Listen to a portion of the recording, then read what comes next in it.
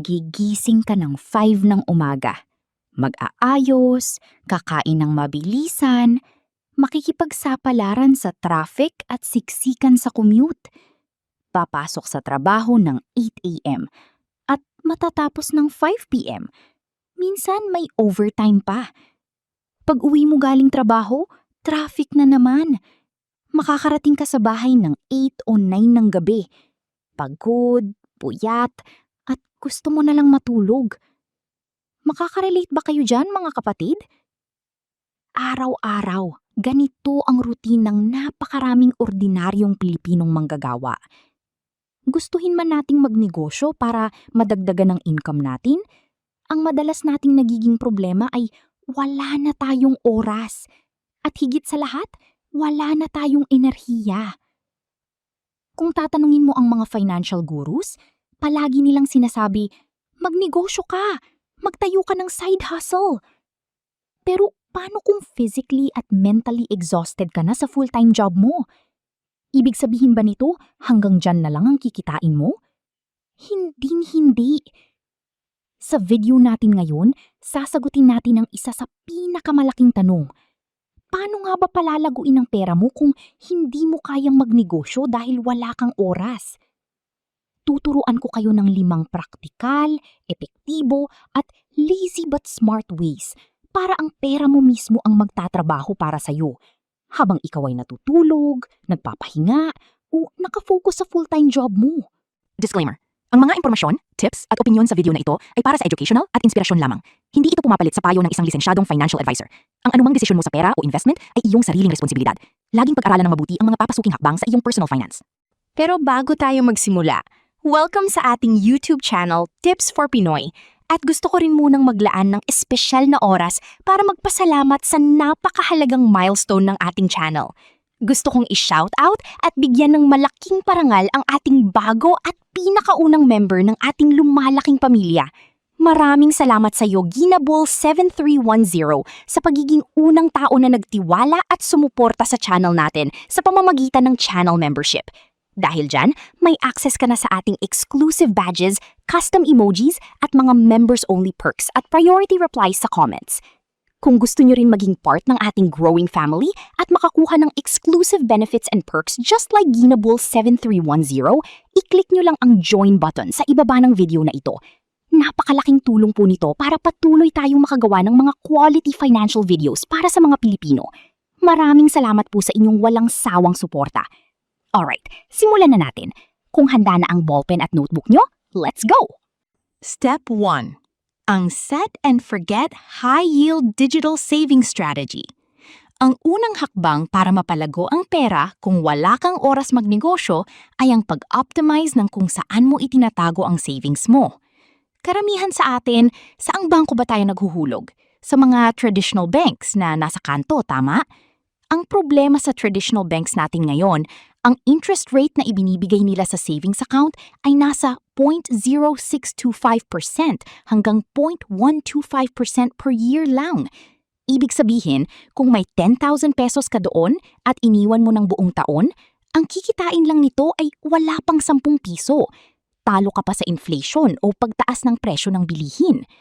Dahil wala kang oras para magbenta-benta o mag-manage ng inventory ng isang negosyo, ang kailangan mo ay isang tool na magpapalago sa pera mo ng passive at mabilis. Dito pumapasok ang mga digital banks. Ang mga digital banks ay lisensyado ng Bangko Sentral ng Pilipinas at insured din ng PDIC hanggang 1 million pesos. Pero in terms of interest, imbis na 0.125%, nag-o-offer sila ng 4%, 5%, 6% o higit pa kada taon. Ang pera mo ay binibigyan ng mataas na interest araw-araw. Yes, daily interest crediting. Habang nagtatrabaho ka, nasa biyahe o natutulog, nagkakaroon ng interest ang pera mo. Ito yung pinakamadaling paraan na ang pera mo ang kumikita, hindi ikaw ang nagpapagod. Wala kang oras? Walang problema. Buksan mo lang ang app, ilagay ang ipon mo, then set it and forget it. Ngayon, maraming digital banks. Pero may dalawang sikat na ginagamit ko personally at highly recommended para sa mga beginners na gusto ng mabilisang setup na hindi na kailangan pang pumunta sa branch. Una dyan ay ang Maya. Ang maganda sa Maya, napakadaling mag-cash in at gamitin ito sa pang-araw-araw. At para sa mga viewers natin, may maganda akong balita. Kung wala ka pang Maya at gusto mong itry, pwede mong gamitin ang aking referral code at Tips for Pinoy. Kapag ginamit mo yan upon sign up at nag-upgrade ka ng account, magkakaroon ka agad ng 50 pesos for free. Sayang din yun pandagdag sa unang ipon, di ba? Nasa description at pinned comment ang code. Ang pangalawa naman na napakaganda rin dahil daily ang bigayan ng interest ay ang Mari Bank, na kilala dati bilang C-Bank. Super user-friendly ng app nila. Kung wala ka pa nito, pwede mo ring gamitin ang aking referral code, JC216327, para naman makakuha ka ng 150 pesos for free bilang welcome bonus kapag pumasa ka sa requirements nila. Disclaimer lang po mga kapatid, hindi ito sponsored ng Maya o Mari Bank. Sila lang yung mga practical tools na pwede nating gamitin para mas malaki ang kitain ng pera natin kaysa itago lang sa traditional bank. Gagamitin natin sila bilang instrumento sa ating no time for business wealth building strategy. At least kumita pa kayo ng libreng 50 at 150 pampabuenas sa umpisa pa lang. Step 2, ang out of sight, out of mind investing para sa tamad. Pag-ibig MP2. Okay, nailagay na natin ang pera sa digital banks para sa ating emergency fund or short-term savings. Paano naman yung para sa mas malaking paglago on a medium to long-term basis? Pumasok tayo sa step 2, ang paggamit ng government-based instruments, specifically ang Pag-ibig MP2, Modified Pag-ibig 2 Savings. Bakit ito perfect para sa mga walang oras magnegosyo? Dahil ang MP2 ay isang completely passive investment. Ang prinsipyo ng mga taong yumayaman na walang negosyo ay tinatawag na compounding interest. Paano ito nagtatrabaho? Ang MP2 ay may 5-year lock-in period. Pag naghulog ka ng pera dito, ibig sabihin hindi mo siya pwedeng gastusin sa loob ng 5 taon. Para sa maraming tao, lalo na yung magastos, magandang balita ito. Out of sight, out of mind.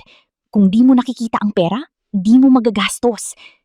Bibigyan ka ng gobyerno ng dividends on a yearly basis. Historically, pumapalo ito sa 6% hanggang pakyawan ng 8% per year. At ang pinaka-the best dito, tax-free. Kung ano ang kinita ng pera mo, mapupunta lahat sa bulsa mo. Walang withholding tax. At higit sa lahat, capital guaranteed siya ng gobyerno ng Pilipinas. Hindi malulugi ang puhunan mo unless nalugi ang bansa natin. So, paano mo ito gagawin kahit busy ka sa 8 to 5 job mo? Simple lang. Hilingin mo sa HR ninyo o sa payroll department na i-salary deduction na agad ang MP2 savings mo. Kunwari, 1,000 pesos every quincenas. Pagdating ng sweldo mo, automatic bawas na yung 2,000 pesos per month or 24,000 pesos a year, diretso na sa MP2 investment account mo. Hindi mo na kailangang maglaan ng oras para maghulog. Wala ka nang gagawin.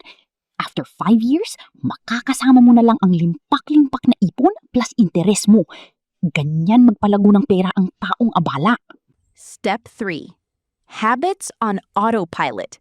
Ang paggawa ng walang sablay na sistema sa pagbabudget. Bago ka maka-invest o makaipon, kailangan malinaw na hindi ka overspending. Remember, hindi mahalaga kung magkano ang kinikita mo. Ang mahalaga ay kung magkano ang natatabi mo. Pero paano ka magbabudget kung wala kang ang oras? Wala kang time na mag-download ng mga komplikadong Excel spreadsheets. Wala kang time para isa-isahin i-compute ang mga resibo mo sa gabi dahil babagsak na ang katawan mo sa pagod. Ang solusyon dito ay i-simplify at i-automate ang budgeting gamit ang nakikita at nahahawakang sistema. Visual cue. Dito sa step 3, inirerekomenda ko ang tinatawag nilang envelope system at physical budget tracking. Para hindi ka ma-stress kakaisip, dapat pagpasok ng sweldo, naka-allocate na ito agad. Pero dahil we are visual creatures, mas epektibo kapag nagagamit natin ang ating mga kamay para makondisyon ang ating utak. May nakita akong napakagandang tool sa Shopee na gamit ng mga miyembro ng community natin na gustong makaipon kahit busy sila. Ito ay ang 100 Envelope Ipon Challenge Binder. O kaya mga cash stuffing budget planners. Sobrang dali nitong gamitin. Pagka-withdraw mo ng pera, or kahit virtual kung gusto mo i-represent, ilalagay mo sa mga plastic pockets na may label. Groceries, bills, emergency, ipon. May guide at checklist na din ito sa loob para i-shade mo lang kapag nakapaghulog ka na. Literal na it takes 5 minutes of your time per cut-off. Mag-shade ka lang sa binder bago ka matulog. Tapos ang usapan. Nakakatuwa at satisfying makitang napupuno mo yung budget planner. Kung gusto nyo itong itry para mapaayos ng mabilis ang budgeting habits nyo nang walang kahirap-hirap, ilalagay ko ang exact Shopee affiliate link ng paborito kong budget binder sa description at pin comment sa ibaba. Mura lang yan. Pindutin nyo na lang at i-check out para makapagsimula na kayong mag-cash stuffing pag-uwi nyo. By having a reliable tool na katulad nito, naiiwasan yung paglilik o pagtagas ng budget natin. Hindi mo mamalayanan, dumadami pa lang sobra mo sa sweldo araw-araw. Step 4. Bumili ng negosyo o ari-arian ng iba. REITs at blue chip stocks. Okay, lumalaki na ang ipon natin sa digital banks at sa MP2 at maayos na ang sistema natin dahil sa binder. Ano na ang susunod para tuloy-tuloy na yumaman kung ayaw mo magtayo ng sari-sari store, karinderya o online shop? Ang kasagutan? Maging part owner ng mga pinakamalalaki at pinakamatagumpay na negosyo at real estate property sa Pilipinas nang hindi ka nagtatrabaho bilang manager. Paano yon? Step 4 is investing in real estate investment trusts, REITs, o mga dividend-paying blue chip stocks. Explain ko ng simple para madaling intindihin. Kung pangarap mong magka-apartment o commercial building para kumita sa upa o rental income, pero wala kang milyon-milyon at wala kang oras mag-manage ng mga nangungupahan, REITs ang sagot. Ang REITs ay mga kumpanya sa stock market na nagmamay-ari ng mga malalaking building tulad ng Ayala Malls, SM Malls, mga BPO office buildings at mga negosyo. Dahil batas sa Pilipinas na kailangan nilang ibigay ang 90% ng kita nila sa upa pabalik sa mga investors bilang dividends, kikita ka sa rental income na yon. Ibig sabihin, pwede kang mamuhunan sa halagang 1,000 pesos or 5,000 pesos. Nakaupo ka lang sa office ninyo, nagtatype ng documents o nag-aasikaso ng kliyente, habang si Ayala or si SM ay kinukolekta yung bayad ng mga call centers at malls sa building nila. At every 3 months, ting! Pumasok na sa bank account mo ang cash dividend. Hindi ikaw ang tumawag ng tubero pag may sirang tubo. Hindi ikaw naningil. Binili mo lang ang trabaho nila. You are literally making money without dedicating your time. Paano magsimula ng walang oras? Again, dahil nasa era na tayo ng technology, pwede ka na magbukas ng stock brokerage account directly from apps na nasa phone mo. Maging sa GCash at iba pang mga online stockbrokers like COL Financial or First Metrosec, ilang minutes lang online para magbukas ng account. Kung paano ka nag-check ng Facebook sa break time, ganun lang din kabilis bumili ng shares ng REITs. Bibili ka lang ng shares buwan-buwan. Wala kang ibebenta, ihuhold mo lang. Buy and hold strategy. Let the big companies do the business for you. At ang step 5, iwasan ang maghanap ng shortcuts. Protektahan ang oras at pera mo. Ito yung pinaka-importanting step sa lahat. Kaya marami sa mga busy na ordinaryong manggagawa natin ang nababaon lalo sa utang at nawawala ng ipon kahit na maganda sana yung plano. Ay dahil sa desperation at shortcuts. Bilang isang empleyado na pagod, laging kulang sa pera at walang oras magnegosyo, ikaw ang target at paboritong biktima ng mga scammers. Papangauan ka nila ng, Bes, gusto mo ba ng passive income? Mag-invest ka ng 5K, after 1 week, magiging 15K na. Wala kang gagawin, kami na ang mag-aasikaso. Invite 2 friends ka lang. Pag narinig mong wala kang gagawin, pero sobrang taas ng kita at masyadong mabilis ang balik, 99.9% scam yan. Kasi nga naghahanap ka ng solusyon na walang oras needed, tina-take advantage nila ang kahinaan mong yun. Remember the golden rule in investing. If it sounds too good to be true, it probably is. Sa tunay na buhay ng pagpapayaman, lalo na kung wala kang ginagawang negosyo, ang kalaban mo at kakampi mo ay parehong oras. Matagal yumaman sa MP2, matagal sa digital banks, matagal sa stocks. It requires patience. 5 to 10 to 15 years. Pero ang guarantee doon ay totoo ang kinikita mo at kampante ka. Ang shortcut, mauuwi lang sa iyak, stress at pag-utang para mabawi ang nawalang pera. Protektahan mo ang pera mong pinaghirapan. Huwag ibigay sa mga fake investment schemes, crypto Ponzi apps o get-rich-quick networking. Dahil hindi naman yan tunay na legal negosyo. Panluloko yan. Ang totoong financial growth formula para sa mga busy na tao ay regular na ipon plus ligtas na investments plus oras equals kaginhawaan sa buhay. So, sa pagtatapos nitong video, ay balikan natin ng mabilis ang 5 steps paano natin palalaguin ang pera kahit na sobrang abala sa pagiging empleyado at walang oras magnegosyo. Una, ihulog ang short-term na ipon sa mga digital banks para sa mataas na daily interest at automated passive income. Pangalawa, gamitin ang Pag-ibig MP2 at paigtingin ang automatic salary deduction, the ultimate set-and-forget investment natin, tax-free.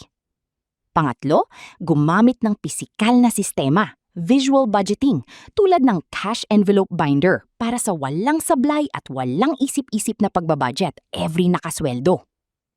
Pangapat, bumili ng dividends at REITs. Let the billionaires and big businesses do the hard business managing work for you at sumahod ka ng passive income as a shareholder. At ang panglima, ang higit sa lahat, iwasang ma-scam ng get-rich-quick schemes. Huwag magpatukso sa shortcuts. Protektahan ang yaman. Nakita nyo na, hindi totoo na negosyo lang ang kaisa-isang sagot para guminhawa ang buhay based on the true concept of personal finance.